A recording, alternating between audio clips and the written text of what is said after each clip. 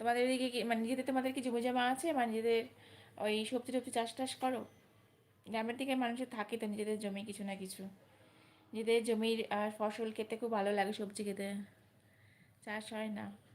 না, শীতকাল গেল, নিজেদের জমি থাকলে বেশ নিজেদের জমিতে কপি শাক টাক করলে একদম টাটকা জিনিস তো বেশ ভালো লাগে। দেখি তো আমি যখন মানে এই ইউটিউবে ব্লগ টকে দেখি কি সুন্দর একদম টাটকা টাটকা জিনিস তুলছে, খুব ইচ্ছা হয়। আর চাষি এলাকা না, আচ্ছা।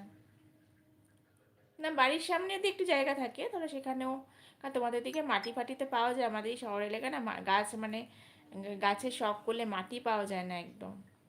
তোমাদের দিকে তো গ্রাম্য এলাকা, মাটি আছে ভালো, ঘরের সামনে একটুখানি এই শীতকালে একটু কপি করলে একটু শাক করলেই বেশ ভালো হয়ে যায়।